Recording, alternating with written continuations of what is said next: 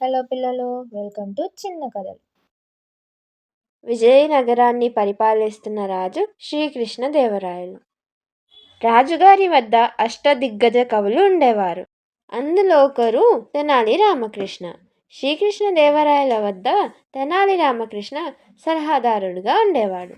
ఒకరోజు సభ జరుగుతున్న సమయంలో సైనికులు ఇద్దరు వ్యక్తులను సభకు హాజరుపరుస్తారు. సైనికులు ఇలా అంటారు: రాజుగారు, ఈ ఇద్దరు వ్యక్తులు మన రాజ్యానికి కొత్తగా వచ్చారు.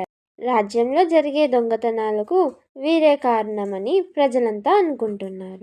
దానికి జవాబుగా ఆ ఇద్దరు వ్యక్తులు ఇలా అంటారు: రాజుగారు, మేము ఈ రాజ్యానికి బ్రతుకు తెరువు కోసం వచ్చాము. మాకు ఈ దొంగతనాలకు ఎటువంటి సంబంధం లేదు. వారి గురించి తెలుసుకోవడానికి తెనాలి సైనాధిపతితో పాటు ఒక పన్నాగం పన్నుతాడు.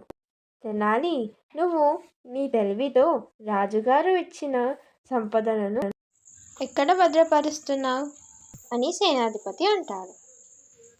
దీనికి తెనాలి రామకృష్ణ ఇలా అంటాడు: నేను అదే ఆలోచిస్తున్నా. నిన్నటి వరకు అంటే ఇంట్లోనే ఉంచాను, కానీ ఇప్పుడు దొంగలు ఎక్కువయ్యారు కదా, ఈరోజే మార్చేయాలి. ఆ దృశ్యాన్ని దూరం నుంచి చూస్తున్న దొంగలు ఇలా అనుకుంటారు: మనం గమనించనే లేదు, కానీ తెనాలి వద్ద కూడా చాలా ధనం ఉంది.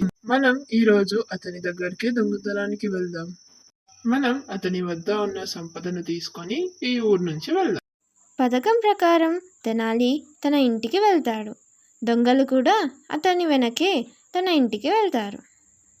తెనాలి తన భార్య అయిన శారదాదేవితో ఇలా అంటాడు: శారద, గ్రామంలో దొంగతనం ఎక్కువవుతుంది. రాజుగారు ఇచ్చిన నగలను నాకు ఇస్తే నేను వేరే చోట భద్రపరుస్తాను. శారదాదేవి తెనాలి చెప్పినట్టే నగలన్నీ మూటలో కట్టి ఇస్తుంది. కానీ తెనాలి నగలకు బదులుగా రాళ్లను ఒక డబ్బాలో వేస్తాడు. దొంగలు చూస్తుండగానే ఆ డబ్బాని తెనాలి బావిలో వేస్తాడు.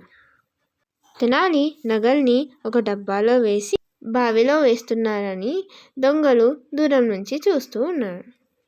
వారిద్దరూ బావి దగ్గరికి వెళ్ళి ఆ డబ్బాను బయటికి తీసే ప్రయత్నం చేస్తారు. వారు ఆ నగలను తీసే ప్రయత్నంలో అప్పటికే తెల్లవారుతుంది. ఆ డబ్బాను తీసిన తర్వాత వాళ్ళకి ఒక విషయం అర్థమవుతుంది: అవి నగలు కావు, రాళ్ళు అని.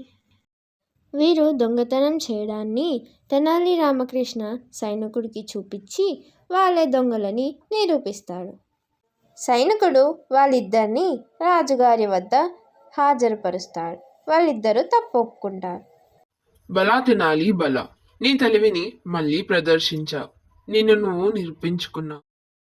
ఈ కథ ద్వారా మనం ఏం నేర్చుకున్నామంటే, బలం కన్నా బుద్ధి చాలా గొప్పది. మీకు చిన్న ప్రశ్న: అదో 3 అక్షరాల ఆంగ్ల పదం ముందు నుంచి చదివినా వెనుక నుంచి చదివినా ఒకేలా ఉంటుంది. ఆ పదాన్ని పలికేటప్పుడు మాత్రం దాని యొక్క ఆంగ్ల అక్షరాలు చదువుతాం. ఇంతకీ ఆ పదం ఏది? మీకు సమాధానం తెలిస్తే కామెంట్ చేయండి.